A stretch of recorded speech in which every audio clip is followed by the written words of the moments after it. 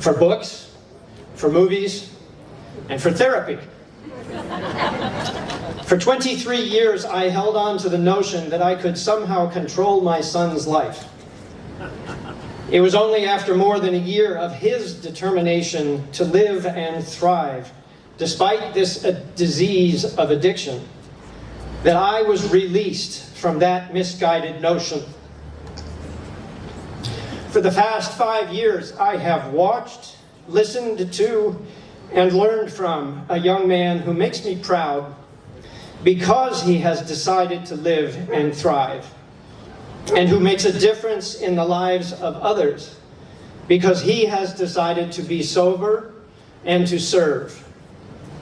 I am very happy to introduce our son, Pete.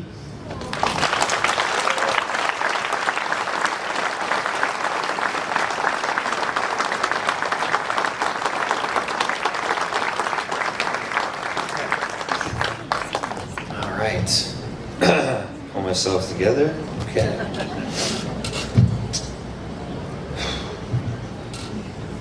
In the spring of 2019, one town over from here, I slid my family's car in between a tree and a telephone pole with less than an inch on either side of the car, crashing into a stone wall and totaling the car. I was not conscious for this. I was drunk within 48 hours of this event. This did not get me sober. Let's go back a few more years. In high school, I first experienced the effects produced by drugs and alcohol. They solved the problem I had been struggling with for as long as I could remember.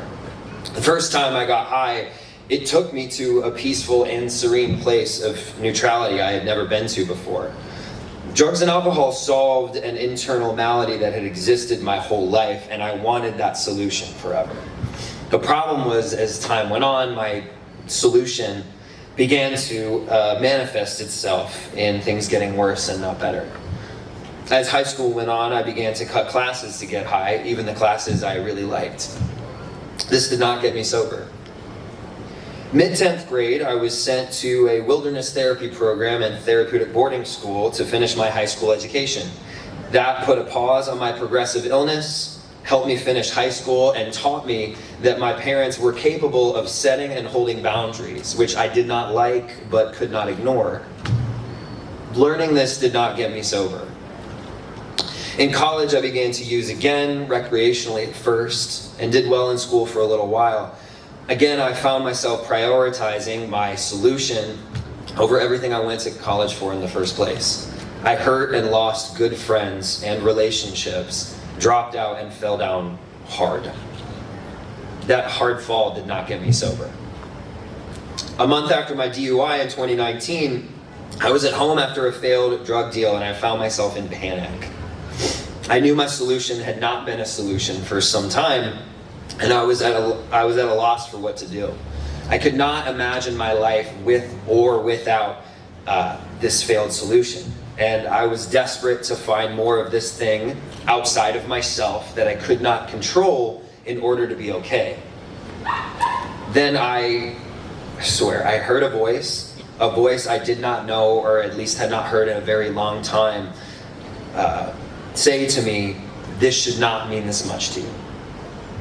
From there, I asked for help, and I asked for it because I wanted it, and I began to take action. With support from my parents, some of the most wonderful human beings this world has ever been blessed to receive, I went to treatment. I've been in therapy since I was 8 years old, and my therapeutic process has blossomed into one of my most respected and cherished experiences that I still utilize to the fullest extent today.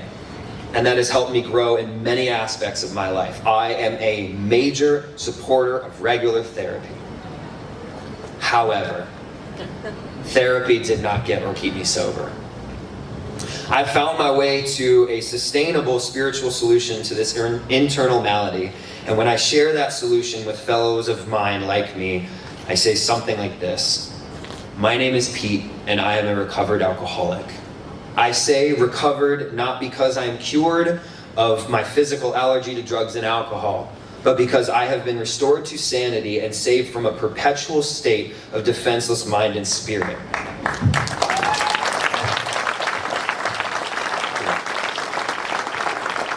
I say recovered, not because my work is done, but because I regularly work towards spiritual growth, and that's what keeps me safe.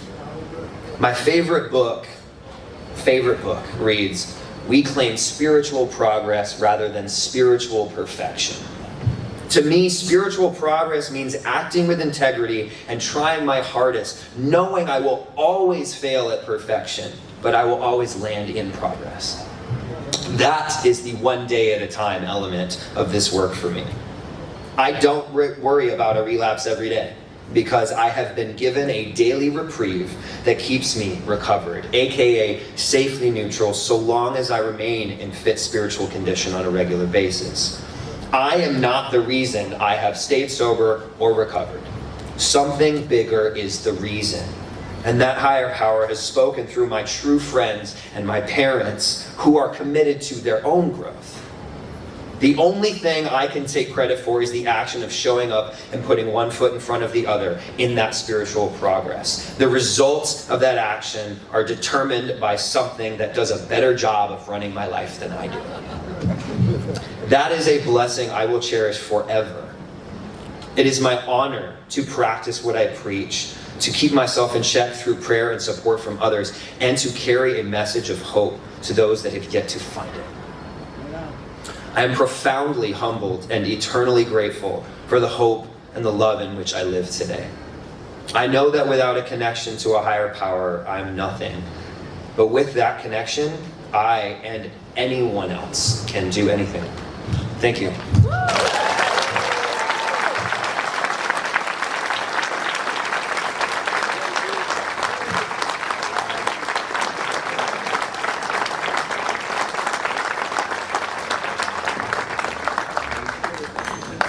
Thank you, Pete, and your story of humility, and again, your emphasis on the fact that you needed to find your pathway. There are multiple pathways to recovery, and Pete was able to find his. And it took a minute, right, Joanne? It takes a minute for some people. Some people get it the first time, others 10, 15, 20 different experiences, maybe 10 or 20 different pathways, until they find the pathway that's going to work for them, which is the one they're going to be committed to for their recovery journey. So again, Pete, thank you, Pete.